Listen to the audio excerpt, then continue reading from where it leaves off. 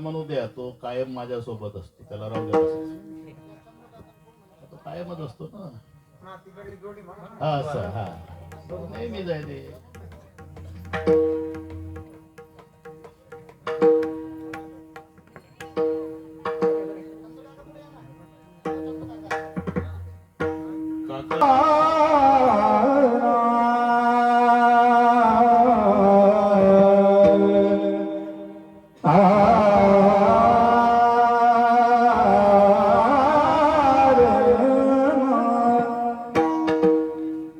कामामध्ये काम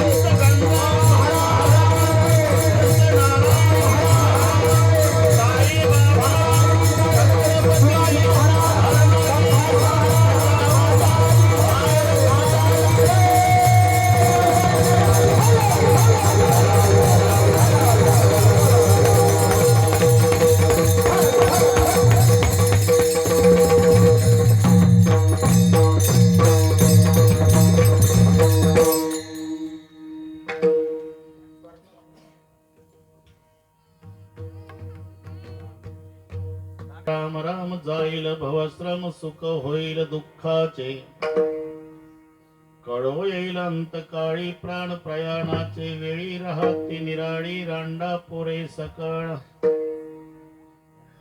जिता जिसी जैसा तैसा पुढे आहे रे वळसा उगवणिया फासा काय करणे ते करी केले होते याची जन्मे अवघे विठोबाच्या नामे तुका म्हणे कर्मे जाळूनिया तरसी किंवा तुका म्हणे वर्मे जाणून या तरसी कळो येईल अंतकाळी प्राण प्रयाणाचे वेळी राहती निराळी रांडा पोरे सकळ पांडुरंगा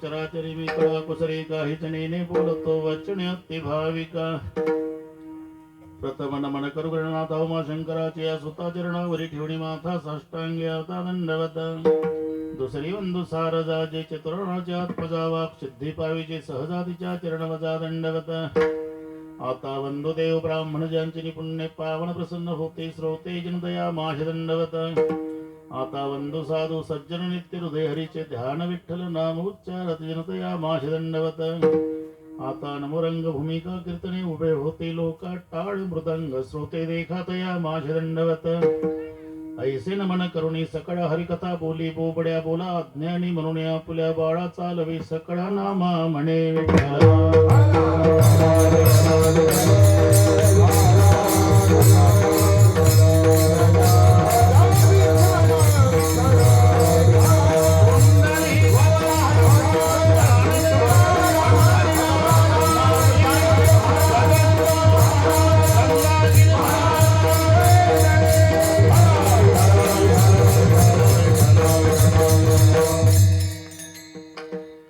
कामामध्ये काम काही म्हणा राम राम जाईल भवश्रम सुख होईल दुःखाचे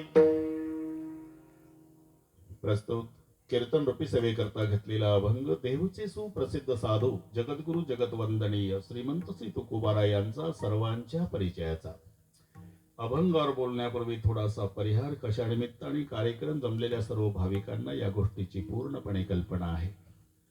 ज्यांना सर्वजण आदराने अण्णा म्हणत असत उत्कृष्ट कीर्तनकार आणि गायक वैकुंठवासी निवृत्ती शेकू पाटील साठे यांच्या प्रथम पुण्यस्मरणार्थ त्यांचे दोन्ही सुपुत्र साईनाथ आणि नवनाथ मुलगी योगिता प्रमोद पाटील गणगे त्यांचा सर्व परिवार त्या परिवाराच्या वतीनं पूजनीय माझ्यावर बंधुवत प्रेम करणारे राजेश्वर गिरीजी महाराज यांच्या माध्यमातून बर्गे बाबाने जमलं केलेलं वेल्डिंग बस त्यामुळे तुम्हा सर्व मायबाप श्रोत्यांच्या दर्शनाचा लाभ झाला. या संबंधाने उपस्थित दोन्ही मृदंगाचार्य महाराज जाधव महाराज गाजरे महाराज दोन्ही महात्म्यांना नमस्कार करतो. फार मोठं अन्नदान आणि रामकथा घडवून आणल्या पण नंतर कोरोना सुरू झाला पुन्हा काही कार्यक्रम ठेवला नाही तरी नवनाथाच्या स्वरूपात पुढच्या सगळ्या नाथ महात्म्यांना नमस्कार.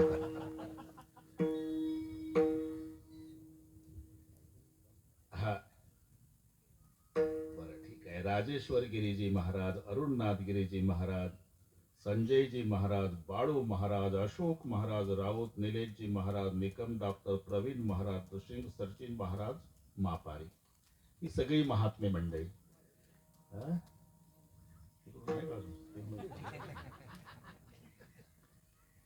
मृदंगाचार्य झालं नाही एकदा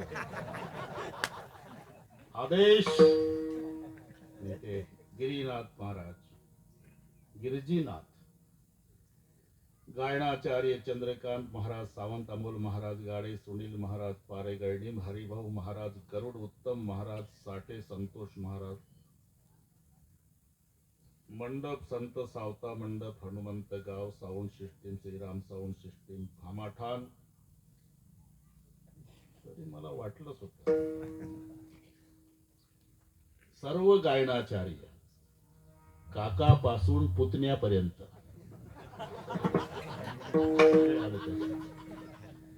विनेकरी महाराज, भालदार चौकदार महाराज, टाळ घेऊन उभ्या असलेल्या माझ्या मुक्ताबाईच्या स्वरूपात सगळ्या भगिनी, हार्मोनियम वादक रजराव पटेल, बाळासाहेब, कारण जेवायचं आहे त्यांच्याकडे,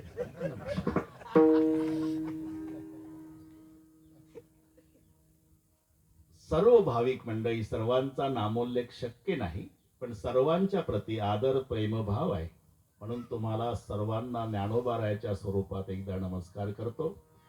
आई बहिणी, लांबून आलेले जाणते पारमार्थिक श्रोते आणि साठे परिवाराचे नाते गोते, या सर्वांच्या एकत्रीकरणानं कार्यक्रमाला लाभलेलं सौंदर्य. विठ्ठल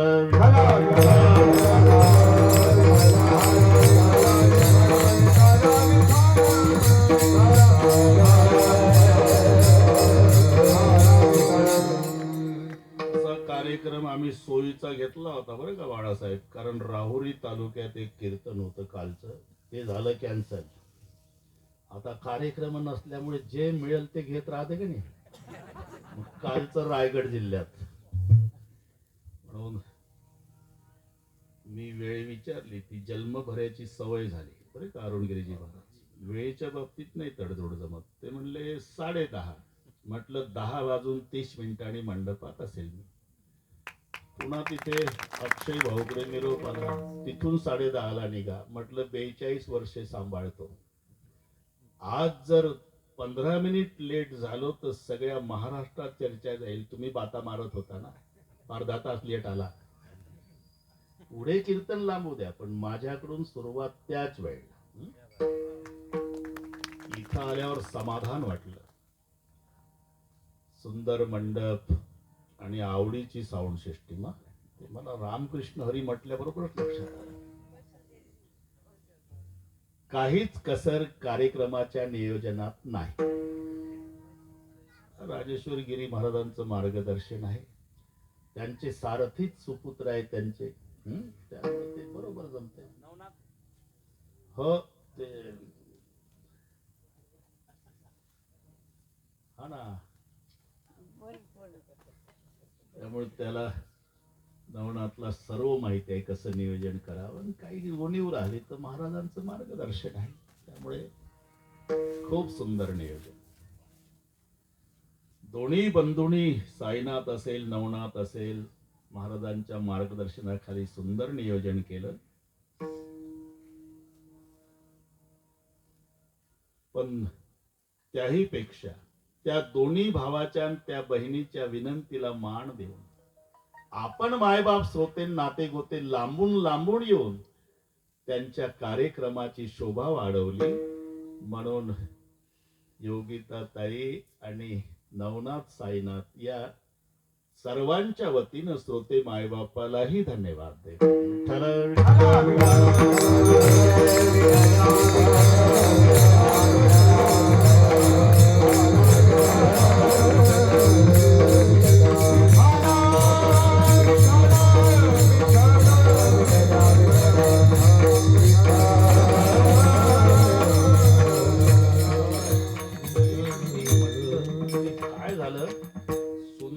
ध्यान अभंगाचं दुसरं चरण आठवत नाही, तुळशी हरगळा.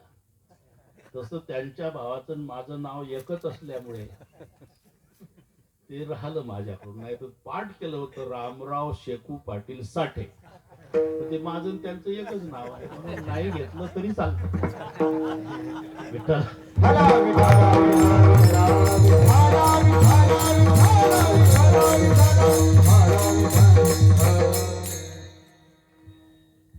पुढचे सर्व जन्म संपवण्यासाठी मानव जन्माची निर्मिती आहे.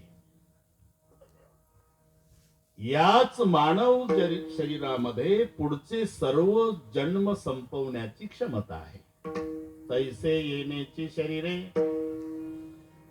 शरीरा येणे सरे किंबहुना येरझारे चिरा पडे.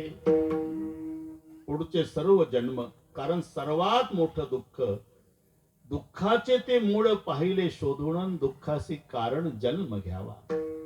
जन्माला यायचंही दुःख आहे आणि मरायचंही दुःख आहे. जन्माला यायचं अरुणगिरीजी महाराज तरी कोण्या तरी आईच्या उदराचा आश्रय करावा लागतो. आणि आईचं उदर म्हणजे स्लीपिंग कोचचं रिझर्वेशन नाही. विष्टाले पोचहूकडे नाके तोंडे कृमीकिडे गर्भवतीचे कष्ट गाडे कोणा पुढे सांगावे. ते गर्भोदरीची यातना आठविता थर कापू म्हणा. नको नको रघुनंदना चिळसी म्हणा येतसे.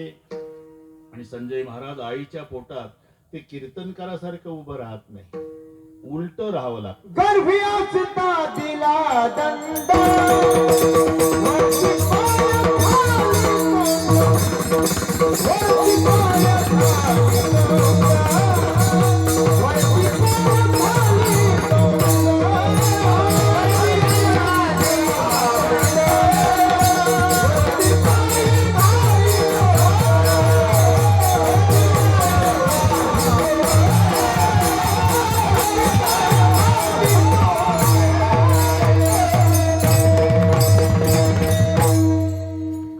असता दिला दंड वरती पाय खाले तोंड. पाय वर असतात आणि मुंडकं खाली असत आईच्या पोटात. नजर चुकीनं एखादं उलट येतं त्याला पायाळू म्हणतात. पायाळू नाही तर सगळे डोकाळूच. प्रत्येकाचा जन्म डोक्याकडून होतो, चुकून येतं एखादं. आणि त्या पायाळू मध्ये दोन प्रकार आहे. एक पायाकडून जन्माला येतं पण वर बघत येतं, त्याला आकाशातलं कळतं. आणि जे पायाकडून जन्म घेतं खाली मान घालून येतं त्याला जमिनीतलं समजतं. ते उगच नाही, त्याची इच्छा असली. जाऊ द्या, गुल आलत मी.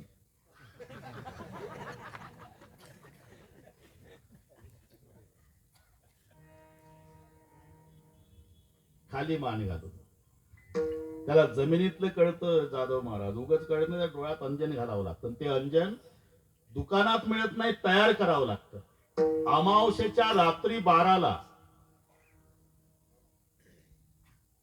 काय टवकारला आता अंधश्रद्धा निर्मूलन. हे मस्त आवडते. बरं सांगतोच. अमावस्येच्या रात्री 12 वाजता 5 वस्तू मिळवायच्या. कावळ्याची जीभ, कोल्हीचं रक्त, वडवाघुळेचा पंख, पालीचं शेपूट, घुबडाचा डोळा. यादी लक्षात राहील ना अमावस्येला पण. पुन्हा एकदा विसरू नये म्हणून. घुबडाचा डोळा, पालीचं शेपूट, कावळ्याची जीभ, कोल्हीचं रक्त, वडवाघुळीचा पंख. एवढ्या 5 वस्तू मिळवायच्या. ते एकत्रित करायचं आणि त्याच्यात मला माहिती असणारी एक वस्तू घालायची. मी आता एवढं तरी ठेवतो जवळ. आणि ते त्याच्या डोळ्यात घाला की मग ते तुम्हाला सांगतं. कशाला कोयते घेऊ घेऊ तोडतो? तुझा जांभरगाव मधला जुना वाडा आहे का नाही, त्याच्यात येड्या बाबळी आहे. तिथं जेसीबी लावू द्या, 7 हांडे सोन्याच्या मोहरानं भरले. त्याला कळतं.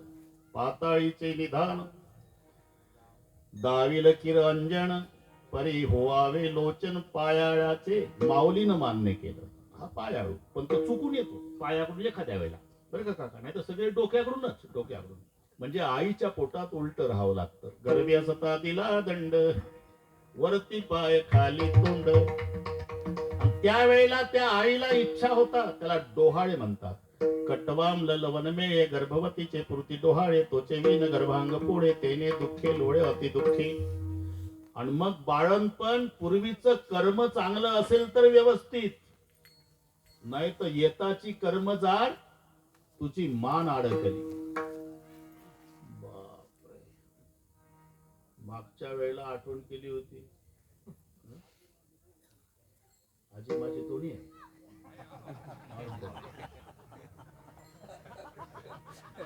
या येऊ काय हो खरं ना तयार आहे. हला विठ्ठला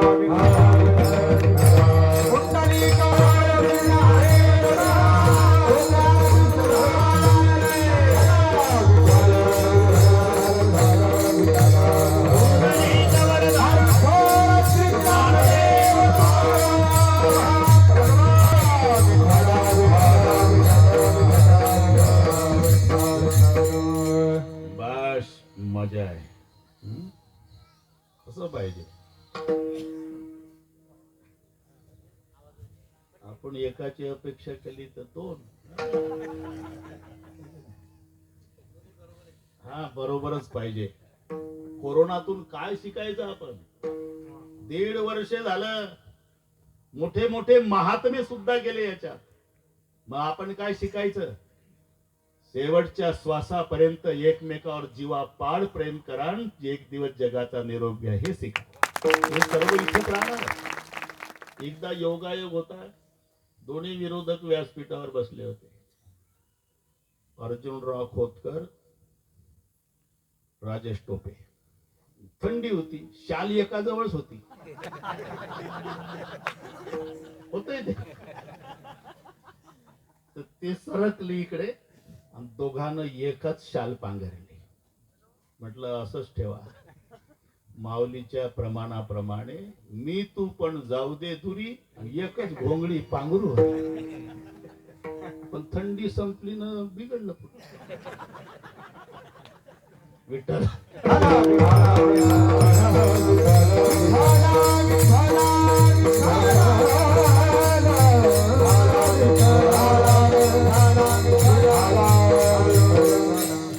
आम्हाला स्वाभिमान आहे, उत्कृष्ट प्रवचनकार आहे.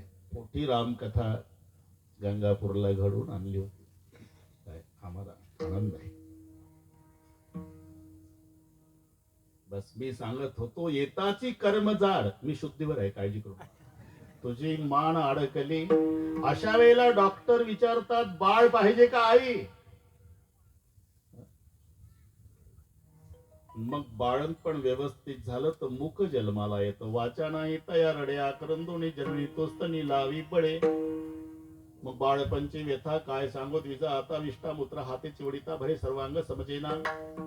कधी आता सगळे उलट सहन करावं लागतं बाळपणी. भूक लागल्यावरही रडतच आणि पोटात दुखल्यावरही रडत. पण होतं काय, पोटात दुखल्यावर रडलं की आईला वाटतं भूक लागली असावी, तेव्हा दूध पाजते. आणि खरोखर भुकेसाठी रडतं, मम्मीला वाटतं पोटात दुखत असावं, तेव्हा औषध पाजते. क्षुधाला गली औषध पाजती,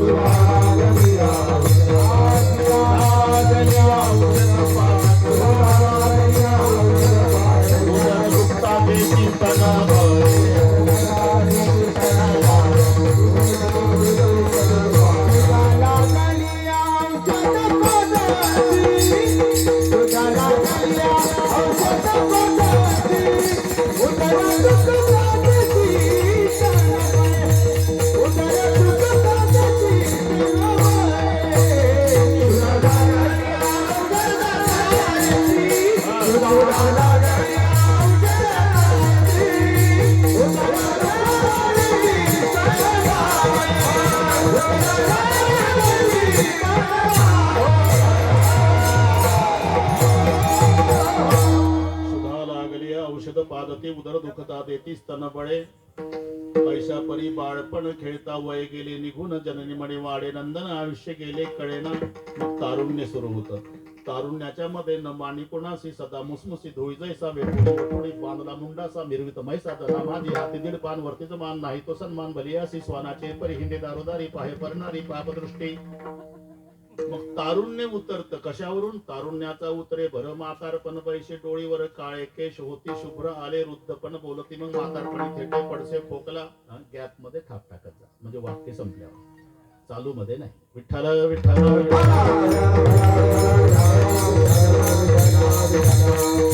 म्हातारपणी थेटे पडसे खोकला हात कपाला लावणी बैसे खोबऱ्याची वाटी झाली असे मुख वगैरे वगैरे. मग बैसता उंबर वटिका तळवटी आया बाया सांगती गोष्टी म्हणती म्हातार बैल दृष्टी कैस अक्षय झालं की खोकली आहे तसे करा म्हणती रांडेचा म्हातारा अजून न जाय मरण द्वारा किती दिवस वाचेल अभंग नामदेवाचे ना पाहन तुकोबाराच्या गात्यात. होऊ शकतं कसं? त्याची सुरुवात आहे बाळपणी वर्षे 12 ती तुझी गेली रे अवधारा तव तू होता निमासुरा खेळाची नि विनोदे वर्षे भरली यासाठी तुझ्या हाती येईल काठी चावेना भाकर रोटी ना खनवटी लागले वगैरे वगैरे. आणि मग जेव्हा मरणाचं दुःख सुरू होतं एक एक रोमाच्या ठाई सहस्त्र विंचवाची वेदना पाही बोलता नये काही बैसली नवही द्वारे. एका केसाला 1000 विंचू चावल्याची वेदना. भाऊसाहेब एक विंचू चावला तर दिवसभर उड्या मारत. 1000 विंचून एका केसाला, असे 3.5 कोटी केस आहे माणसाला. मी मोजले नाही, जर उद्योगाला लागलं कोणी कीर्तन संपल्यावर जास्त भरले समजा तो दाट केसाचा असावा. अकबर बिरबलचा दृष्टांत. बिरबल जी सरकार दिल्लीत कावळे किती? 1,54,543. बरोबर बरोबर. जास्त भरले तर महाराष्ट्रातले कावळे दिल्लीत आले समजा. आपलं कीर्तन चालू आहे.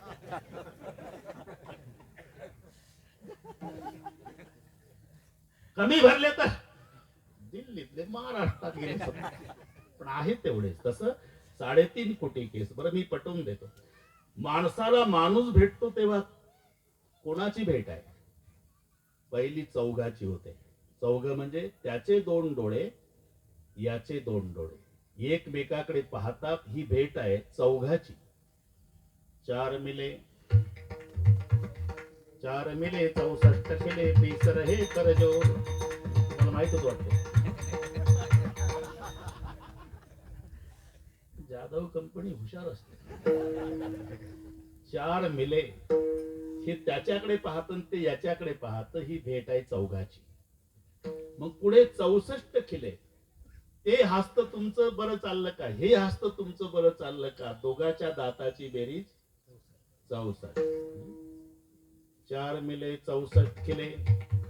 हात जोडतात. दोघाच्या बोटांची बेरीज 20. 20 रहे करजोर. हे गणित चालू आहे तुमचं बरोबर. हा मी केसासाठी सांगतो. हे डोळ्यांची बेरीज 4, दातांची 64, हाताच्या बोटाची 20. हे 2 माणसाचा हिशोब चालू आहे आपला. 4 मिले 64 खिले 20 रहे करजो. आणि एकमेकाला कडकडून मिठी मारतात तेव्हा दोघांचं अंग रोमांचित होतं. तेव्हा दोघांच्या केसाची बेरीज आहे 7 करोड. हे असं आहे 7 करोड. 7 करोड म्हणजे माणसी 3.5 करोड. 3.5 करोड केस गुणीला 1000 विंचू बरोबर जी वेदना म्हणजे मरणाचं दुःख. आणि हे जेव्हा शास्त्र श्रवणाने ज्याला कळून चुकलं की सर्वात मोठं दुःख जन्माला येणं आणि मरण आहे. किती वेळा जन्माला वे, किती वेळा जन्माला वे. किती वेळा जन्माला वे, किती वेळा जन्माला वे. किती वेळा जन्माला वे, किती वेळा जन्माला वे. किती वेळा जन्माला वे, किती वेळा जन्माला वे.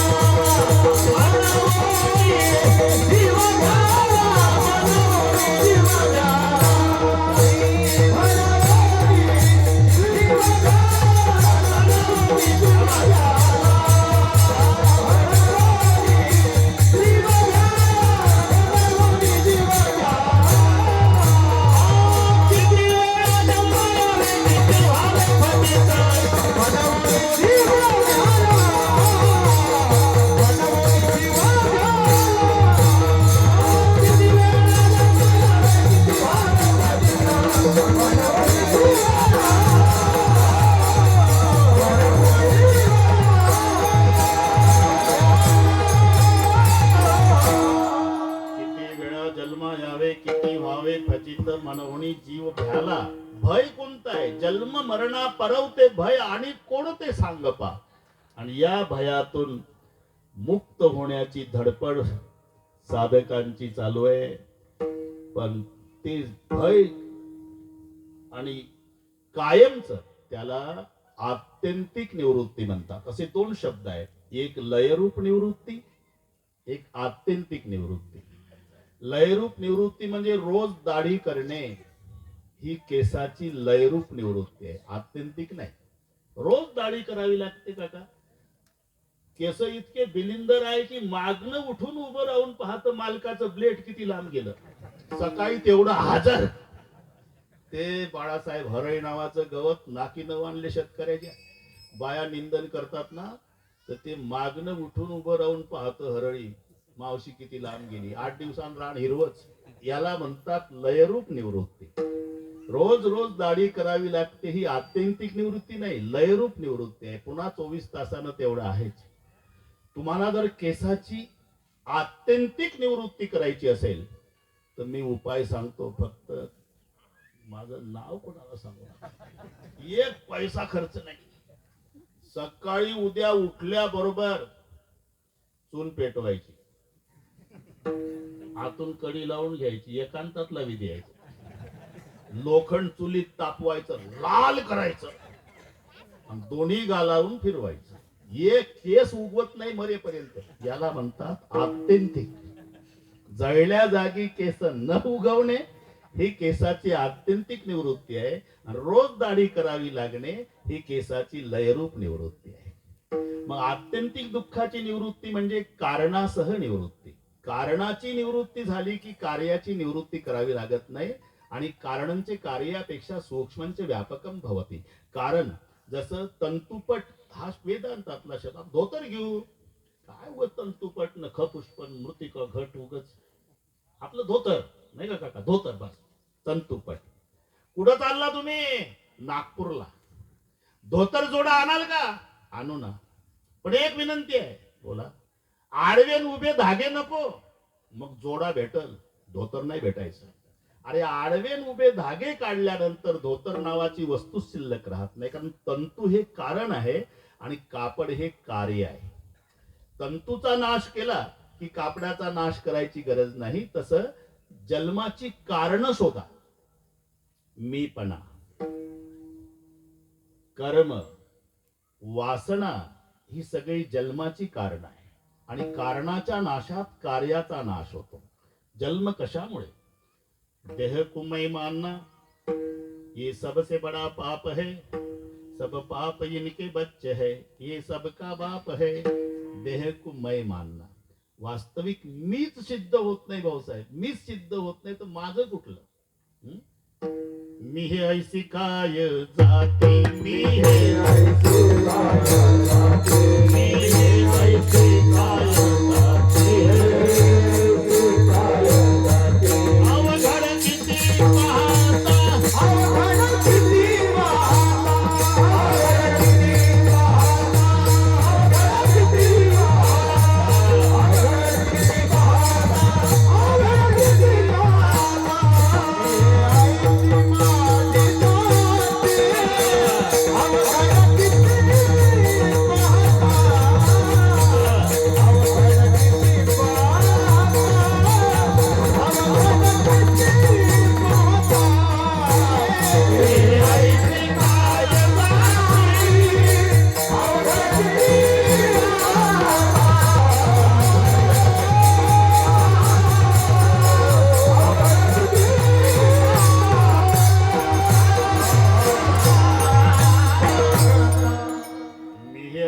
काय जाती, अवघड किती पाहता.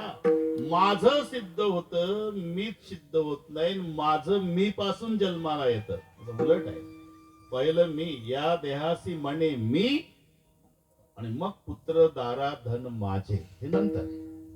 पण पहिला मी. आता आपल्या शरीराचा विचार करा. अरुणगिरीजी महाराज सगळे माझं, मी दाखवा बरं.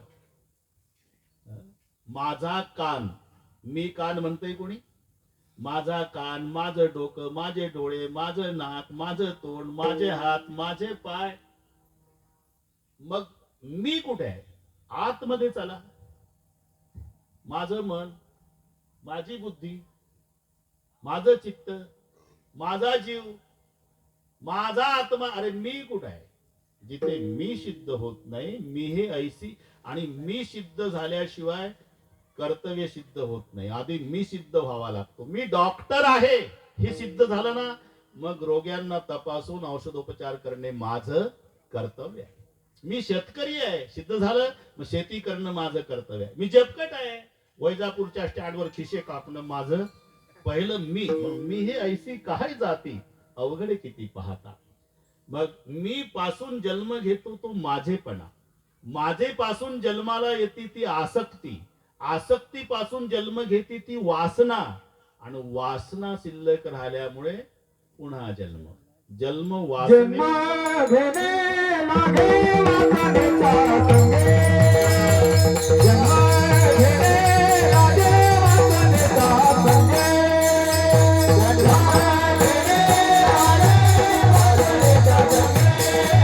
जन्म घेणे लागे वासनेचा संगे. देहू झाले हरी रूप, देशी झाले हरी रूप, देशी झाले हरी रूप. हरी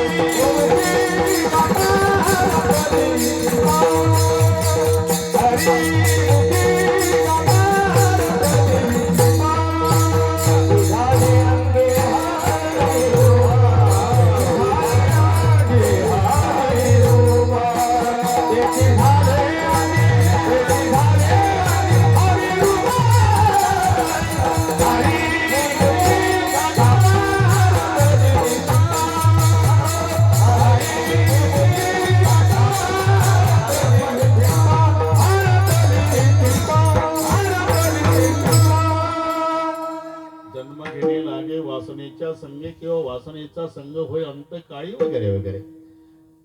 जन्माला आणती ती वासना, वासना जन्म घेती ती आसक्तीतून, आसक्ती जन्माला येते ती माझेपणातून, आणि माझेपणा जन्माला येतो तो मीपणातून. ही सगळी कारण, सगळी मालिका भगवान नेमकी या कारणाचा नाश करतो. हे सहज आहे. श्रीकृष्ण भगवान चोऱ्या करत होते, त्याच्या घरी काही कमी होतं का भाऊसाहेब? यशोदा माई आलेल्या गवळणीवर रागवायची. अरे भोर होते हुए आप जल्दी दौड़ करके चलाते हो, लेकिन मुझे आपका सच नहीं लगता, क्योंकि हमारे घर में अगर माखन का कीचड़ होता है तो हमारा बच्चा आपके घर में कैसा आ सकता है. आणि खरं आहे तिचं. ती म्हणाली माझ्या घरी दह्या दुधाचा चिखल होतो, परवा म्हशीचं पारडू तुपाच्या टाक्यात पासून मेलं. एवढं. कारण ही नावं नाही, पदव्या आहे बरे का अरुणगिरीजी, पदव्या आहे. 5 पदव्या होत्या तेव्हा गोकुळात. निवडणुकीवर नाही, गायीवर होत्या त्या.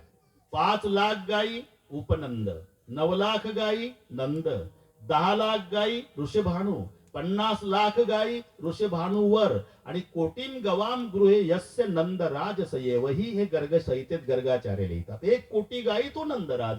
मग दूध किती होत असेल? आता आमची जर्सी चालली 27, जितकं पाणी त्याच्या डबल दूध देते. मग यशोदेचं चुकलं का? हमारे घर में अगर माखन का कीचड़ होता तो हमारा बच्चा आपके घर में कैसा आ सकता.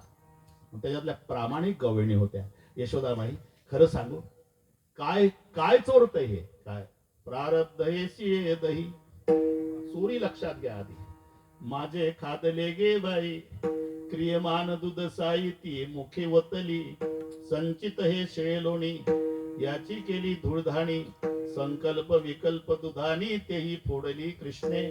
दह्याला प्रारब्ध म्हटलं, लोण्याला संचित म्हटलं, आणि दुधावरची साय क्रियमान आहे. म्हणून प्रारब्ध क्रियमान भक्ता संचित नाही. जाण काय चोरतो हे लक्षात घ्या. भगवान श्रीकृष्णाने फराळ केला. फराळ एक गवळण म्हणली आमच्या घरी आणता काय? कांदा पोहे, उपीठ, इडली, डोसा. मग कशाचा फराळ? माझ्या मी फराळाचा करोनी फराळ. माझ्या मी फराळाचा करोनी फराळ. माझ्या मी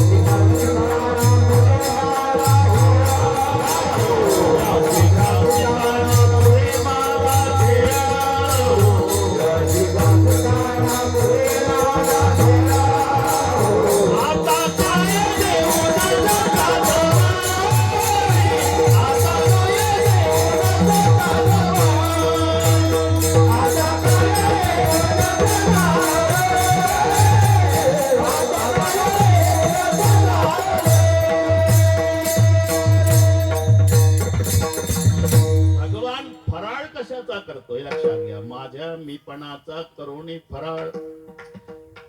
जन्माला कारणीभूत जे जे आहे,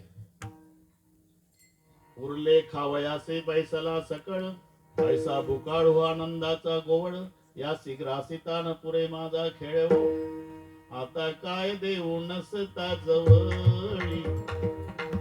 जन्माला कर्म आणतय ना, अगा कर्मे जई उरावे तई ती सुखदुःखी फळावे, तया ते भोगावया यावे देहा एका. मग भगवान काय करतो, कर्मा अकर्माच्या घेतल्या जवळी.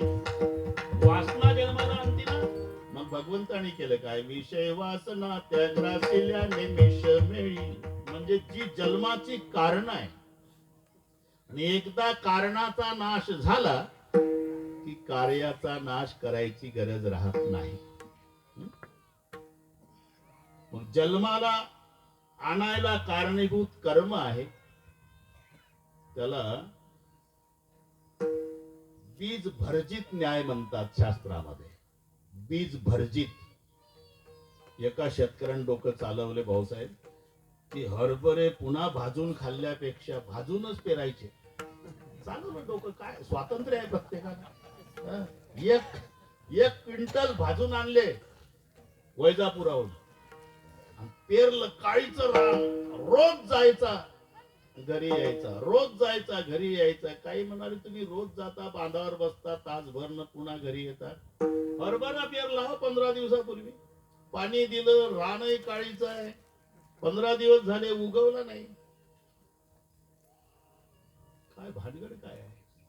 काय नाही, फक्त मी डोकं चालवलं, भाजून खाल्ल्यापेक्षा भाजूनच पेरू. म्हणजे तू मेला तरी नाही उगवायचं. त्याला बीज भर्जित न्याय म्हणतात. तस एकदा कर्म जळालं की मग जन्म नाही, जन्म नाही म्हणून पुन्हा मरण्याची भानगड नाही. मग ते कशाने? भगवंताच्या नामाने. तुका म्हणे कर्मे जाळोनी आतरते, तुका म्हणे कर्म जाळोनी आतरते, तुका म्हणे कर्म जाळोनी आतरते, तुका म्हणे कर्म जाळोनी आतरते. होते याची जन्मे, होते याची जन्मे, विठोबाच्या नामे, विठोबाच्या नामे, तुका म्हणे कर्मे जाळोनी आतरते, तुका म्हणे कर्म जाळोनी आतरते, तुका म्हणे कर्मे जाळोनी आतरते, तुका म्हणे कर्मे जाळोनी आतरते.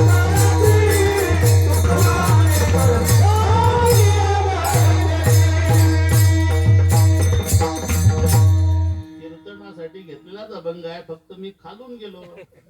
तुम्हाला वाटतं दुसरंच प्रमाण आहे. हे आता चालू आहे. बीज बीज भाजूनी केली लाही दास, याला बीज भर्जित न्याय म्हणतात. मग कर्मामुळे जन्म आहे ना, मग कर्मच जाळून टाका. तुका म्हणे कर्मे जाळोनिया तरसी. दुसरा एक पाठ आहे, तुका म्हणे वर्मे जाणोनिया तरसी. हे वर्म जाणून तरता येतं अथवा कर्म जाळून तरता येतं. मग कर्म जाळायचं कशाने? अवघे विठोबाच्या नामे. आता इथे फार मोठा प्रश्न आहे भाऊसाहेब. नामानं कर्म जळल कसं? जाळण्याचं काम अग्नीचं आहे. एक लक्षात घ्या, जाळण्यासाठी गरज अग्नीची आहे. आणि इथं म्हणता विठोबाच्या नामे, कर्मे जाळून या. नाम तर जाळत नाही, उलट शीतल करतं. भगवान शंकरजी